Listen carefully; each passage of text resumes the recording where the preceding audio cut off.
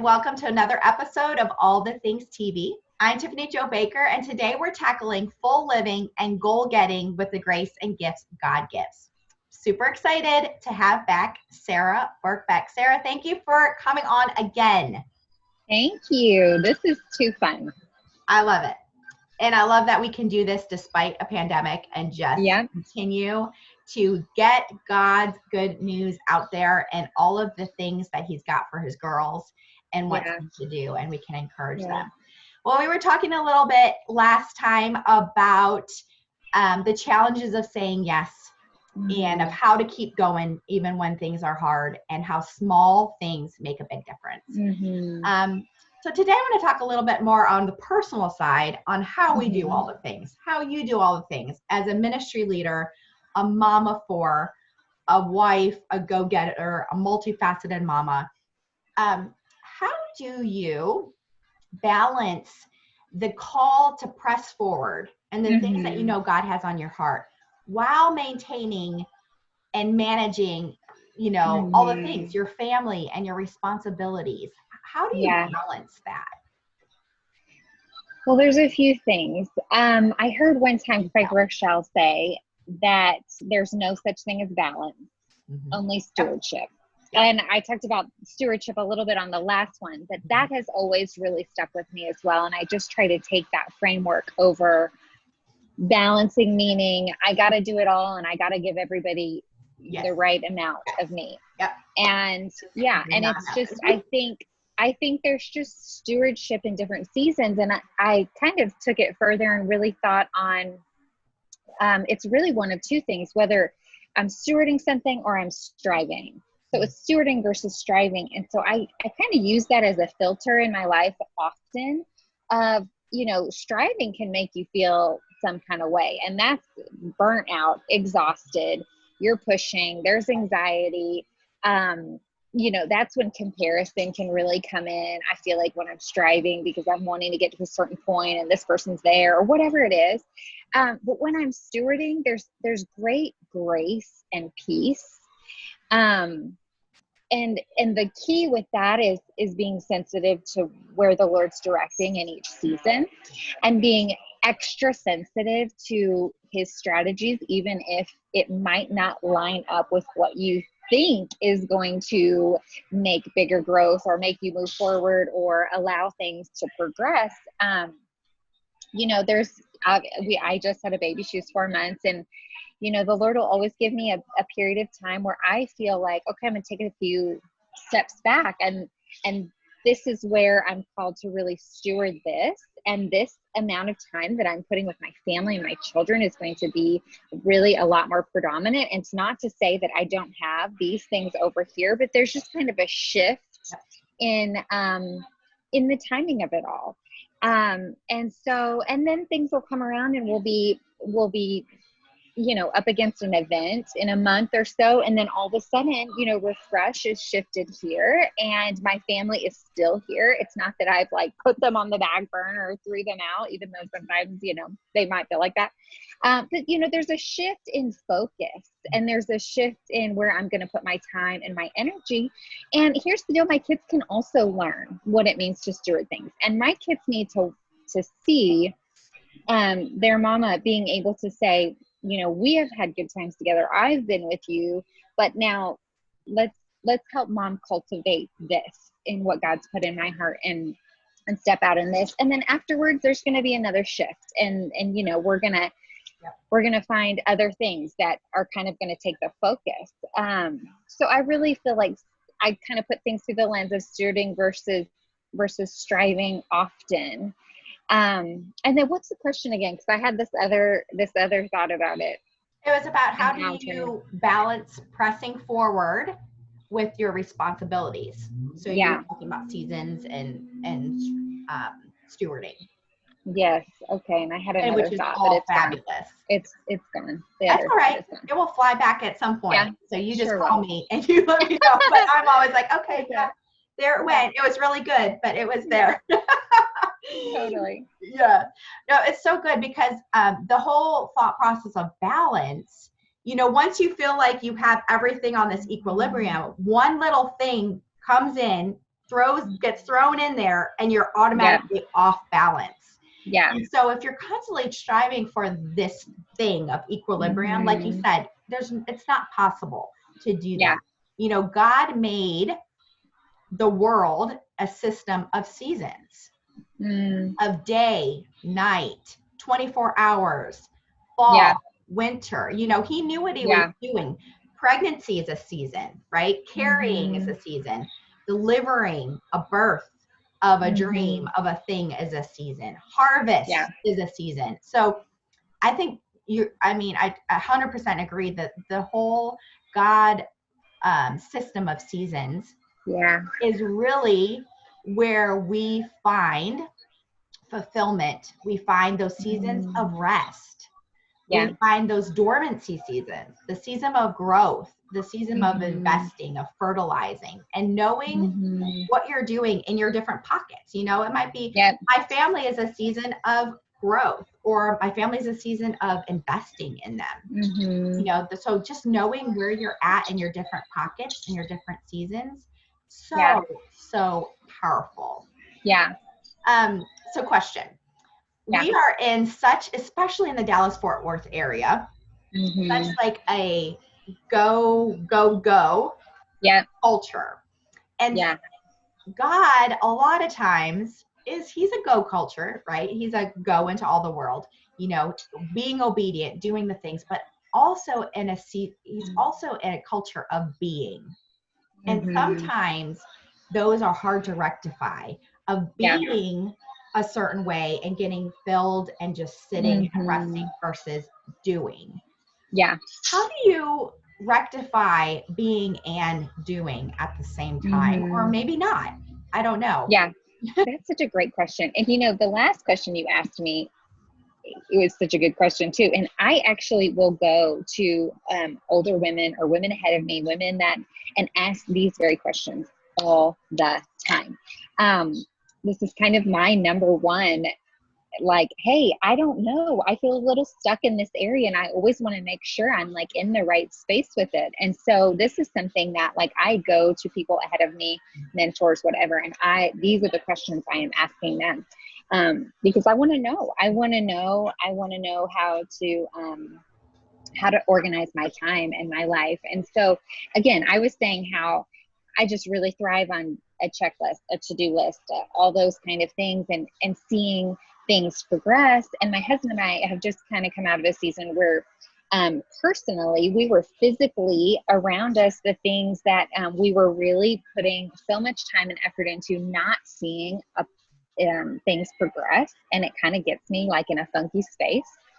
But I feel like what the Lord has been teaching me in this is just about things that are really going to matter and things that are really going to have exponential impact and really eternal impact that's going to be lasting and valuable and worth it. It's just going to take some deep cultivating time and you're talking about seasons.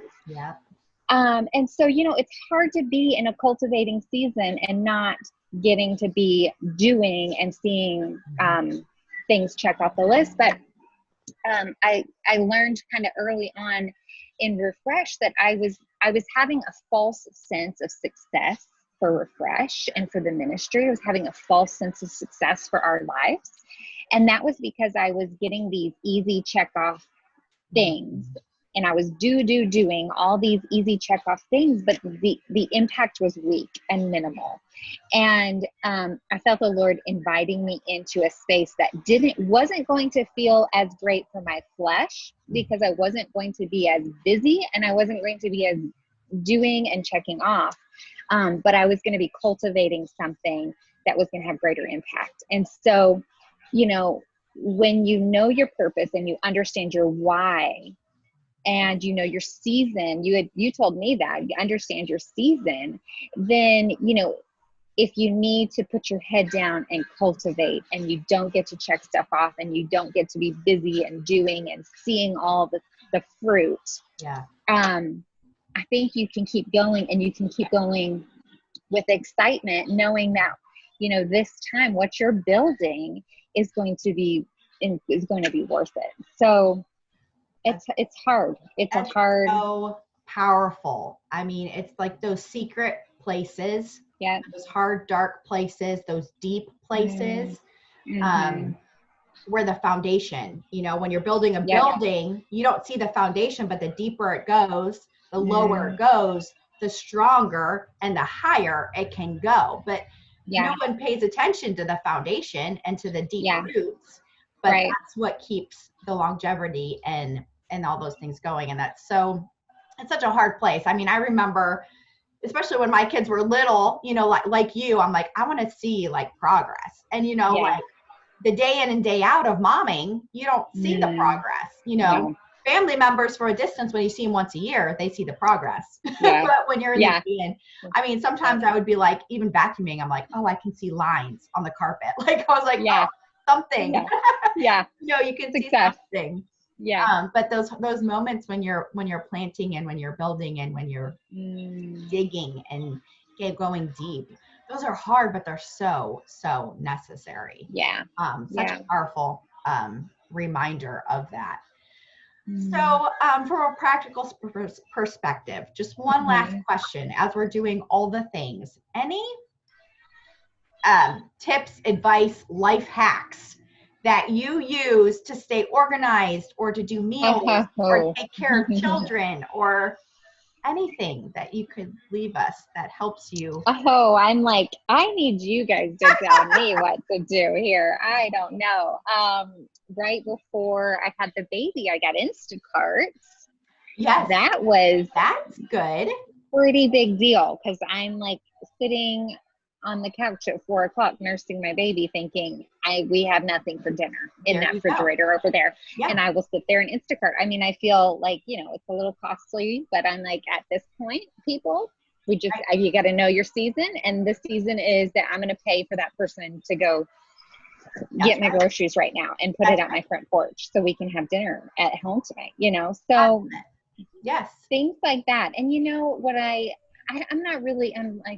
like, I really do need to take notes probably from anybody else but myself. But what I have learned is that to be gracious to yourself in all of these things, and knowing that, you know, I end up kind of at the end of the day, a lot of times really hard on myself for, I don't know, did I mommy good enough today? Did I get enough work done? Did I get enough words in a book done? Did I do this? Did I do that? Did I manage well? And I tend to, more times than not, feel like I just didn't, because I was kind of doing multiple things. But I think one of the things I've learned is, if I can not go to bed at the end of the night stewing on all the things I didn't do, but just kind of remember a few wins for the day, whether that was like one great conversation with one of my kids, or that was like a few really solid emails that are going to get things kicked off, or if it was 500 words in my book, whatever it was, I got to go to bed at night, like really remembering, you know what, at the end of the day, it was a good day because you did this. And, you know, again, that's me and my whole, like, I got to check things off and have progress at the end of the day. And then some days, block them out and say, today's a day that I don't have to go to sleep tonight and think, oh, I did this, this, and this. And we're going to stay in our jammies, and no one's going to have a schedule, and mom's not going to have a to-do list, and we're just going to see where the day takes us. And so I really think just giving yourself grace to have days like that, and to know that, like, whatever you can get through when you're trying to do all the things, what are some things that you are able to have accomplished in that day, and be proud of yourself for it, you know? Yes. Grace and more grace. And that's one of the taglines for this show is doing all the things with the grace and the gifts that God gives. Very good. He is able to give us the grace, and we have to be able to give one another grace. Not as an excuse to stay stuck or to stop, but to say, it is okay. Yeah. It is okay. Like one of my mentors, she's always like, you know, she's a 3-time cancer survivor. And I love this. Wow. I'm on her leadership team, and she says, we're not curing cancer here. Like it just really sometimes put things in perspective when we think we have to go and do.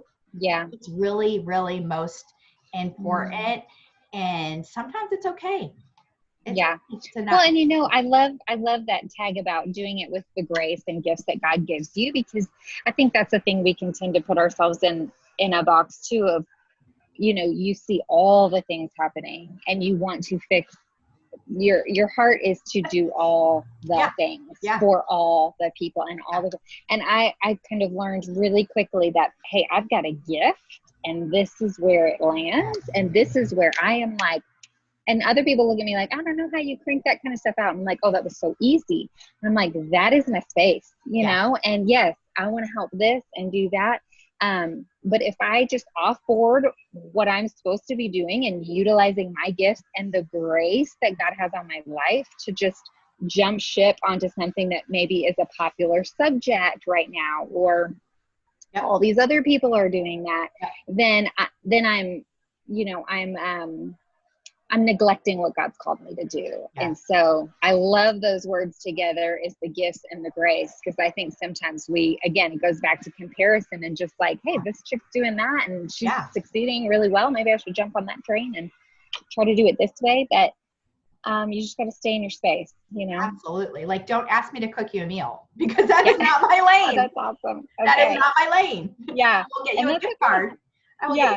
But don't ask me to cook. That's awesome. Awesome. Sarah, thank you so much for sharing again. Love your heart and all you're doing at Refresh, and so glad God connected us. Thank you. Me too. Well, friends, that's another episode of All the Things TV. I'm Tiffany Jo Baker, helping you fuel and fulfill your faith journey through the ups and the downs. Now go do all the things that God's created you to do with the grace and the gifts He's given you.